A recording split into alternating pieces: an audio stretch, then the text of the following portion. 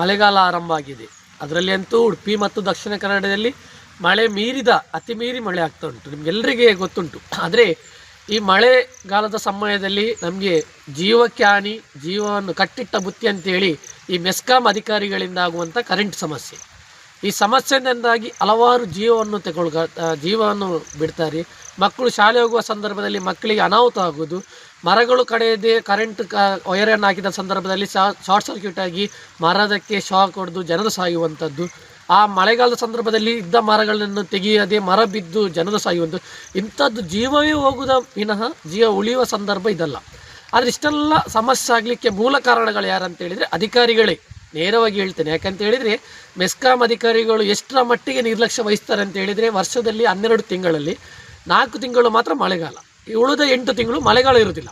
ಆ 8 ತಿಂಗಳಲ್ಲಿ ಅಧಿಕಾರಿಗಳು ಏನು ಮಾಡ್ತಿದ್ದಾರೆ ಕಚೇರಿಯಲ್ಲಿ ಕೂತ್ಕೊಂಡು? ಅಧಿಕಾರಿಗಳಿದ್ರ ಬಗ್ಗೆ ಯಾಕೆ ನೀವು ನಿರ್ಲಕ್ಷ್ಯ ವಹಿಸ್ತೀರಿ?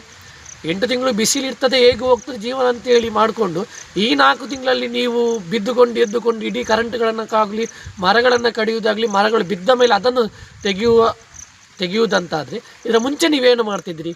ಆ 8 ತಿಂಗಳ ಕಾಲದಲ್ಲಿ ನೀವು ಮರಗಳನ್ನು ರಿಪೇರಿ ಮಾಡೋದಾಗಲಿ, ಕರೆಂಟ್ಗಳ ತಂತಿಗಳನ್ನು ಸರಿ ಮಾಡೋದಂತಾಗಲಿ ನೀವು ಮಾಡ್ಬೋದಿತ್ತಲ್ಲ. ರಸ್ತೆಯ ಮೇಲೆ ವಯರ್ ಬಿದ್ದಿರ್ತದೆ, ವಯರ್ಗಳಿರ್ತದೆ. ಆ ದೊಡ್ಡ ದೊಡ್ಡ ಮರಗಳು, ಇಂದು ನಾಳೆ ಬೀಳುವ ಅಪಘಾತದಲ್ಲಿರುವ ಮರಗಳನ್ನು ಅದರ ಮೇಲೆ ವಯರ್ಗಳಿದ್ರು ಕೂಡ ನೀವು ತೆಗೆಯುವುದಿಲ್ಲ. ಯಾಕೆ ನೀವು ತೆಗೆಯುವುದಿಲ್ಲ ಕೇಳಲಿಕ್ಕೆ ಹೋದರೆ ಅರಣ್ಯ ಇಲಾಖೆಯವರಿಗೆ ಅವರು ಬರ್ತಂತೇಳಿ. ಅರಣ್ಯ ಇಲಾಖೆ ಮತ್ತು ನೀವು ಜಂಟಾಗಿ ಕೆಲಸ ಮಾಡಬೇಕು. ಯಾಕಂತ ಹೇಳಿದರೆ ಮಳೆಗಾಲದಲ್ಲಿ ಅರಣ್ಯ ಇಲಾಖೆಯವರು ಕೆಲಸ ಮಾಡಬೇಕು, ಕರೆಂಟ್ ಅಧಿಕಾರಿಗಳು ಕೂಡ ಕೆಲಸ ಮಾಡಬೇಕು. ಯಾಕಂತ ಹೇಳಿದರೆ ನೀವು ಅವರು ಮರವನ್ನು ತೆಗಿಬೇಕು, ನೀವು ಕರೆಂಟ್, ಇದು ಎರಡನ್ನೂ ನೀವು ನಿರ್ಲಕ್ಷ್ಯ ಮಾಡಿಕೊಂಡು, ಎರಡೂ ಇಲಾಖೆ ಅಧಿಕಾರಿ ನಿರ್ಲಕ್ಷ್ಯ ಮಾಡಿಕೊಂಡು ಜನರ ಜೀವನ ನೀವು ಯಾಕೆ ತೆಗೊಳ್ತೀರಾ? ನೀವು ಕೆಲಸ ಮಾಡೋದಿಲ್ಲ ಅಂತೇಳಿ ನಾವಿಲ್ಲಿ ಆಗ್ರಹಿಸೋದಿಲ್ಲ. ನೀವು ಕೆಲಸ ಮಾಡ್ತೀರಾ, ಆದರೆ ಮಾಡುವ ಸಮಯಕ್ಕೆ ನೀವು ಕೆಲಸ ಮಾಡಬೇಕು. ನಿಮಗೆ ಇಷ್ಟ ಬಂದಾಗಿ ಕೆಲಸ ಮಾಡೋದು, ಮಳೆ ಬಿದ್ದ ಕೂಡಲೇ ಓಡೋದು, ಕತ್ತಿ ಎತ್ಕೊಂಡು ಹೋಗಿ ಆ ಮರವನ್ನು ಕಡಿದು ವೈರ್ ಸಾಯಿ ಮಾಡಿದರೆ ಏನು ಪ್ರಯೋಜನ? ಈ ಅದೇ ಕೆಲಸವನ್ನು 8 ತಿಂಗಳಲ್ಲಿ ಮಾಡ್ಬೋದಲ್ಲ ನಿಮಗೆ. ಹಾಗಾಗಿ ನಾನು ಹೇಳ್ತೇನೆ, ಇನ್ನು ಈಗಾಗಲೇ ಮಳೆ ಸ್ಟಾರ್ಟ್ ಆಗಿದೆ. ಅದರಂತೂ ದಕ್ಷಿಣ ಕನ್ನಡ ಮತ್ತು ಉಡುಪಿಯಲ್ಲಿ ತುಂಬ ಮಳೆ ಉಂಟು.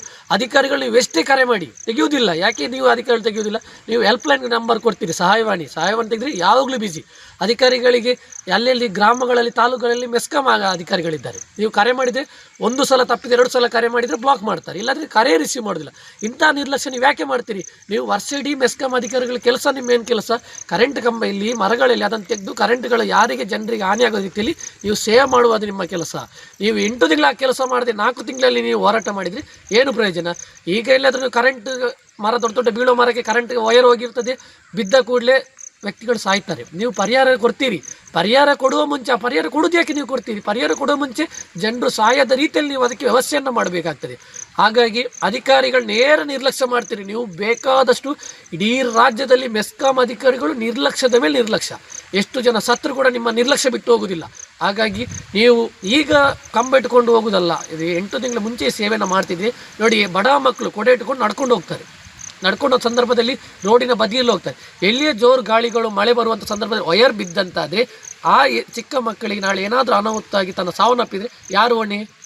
ನಿಮಗೇನು ಗೊತ್ತಾಗೋದಿಲ್ಲ. ನೀವು ಬರ್ತೀರಿ, ಅವರ ಮಗಳನ್ನು ಕೊಂಡೋಗ್ತಾರೆ, ಅವರು ಏನಾದರೂ ಮಾಡ್ತಾರೆ, ನೀವು ಬಂದು ವಯರ್ ಸರಿ ಮಾಡ್ತೀರಿ.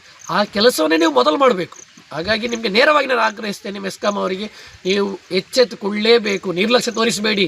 ನಾಳೆ ನಿಮ್ಮ ಮನೆಯ ಮಕ್ಕಳಿದ್ರೆ ನೀವೀಗ ನಿರ್ಲಕ್ಷ್ಯ ತಗೊಳ್ಳೋದಿಲ್ಲ. ಹಾಗಾಗಿ ಜನರು ಕರೆ ಮಾಡಿದರೆ ಅದಕ್ಕೆ ಸರಿಯಾಗಿ ರೀತಿ ಸ್ಪಂದನೆ ಕೊಟ್ಟು ಅವ್ರು ಯಾವ ರೀತಿ ಸಮಸ್ಯೆ ಹೇಳ್ತಾರೆ ಅದಕ್ಕೆ ಸಮಾನ ಪರಿಹಾರವನ್ನು ಕೊಟ್ಟು ಜನರ ಜೀವನ ಉಳಿಸುವ ಕಾರ್ಯವನ್ನು ನೀವು ಮಾಡಬೇಕಂತೇಳಿ ಈ ಮೂಲಕ ನಾನು ಮೆಸ್ಕಾಂ ಅಧಿಕಾರಿಗಳಿಗೆ ಸಹ ಆಗ್ರಹ ಮಾಡ್ತೇನೆ. ಇದರ ಬಗ್ಗೆ ಇಲಾಖೆ ಅಧಿಕಾರಿಗಳು ಸರಿಯಾದ ಕಾನೂನು ಕ್ರಮ ಕೈಗೊಳ್ಳಬೇಕು.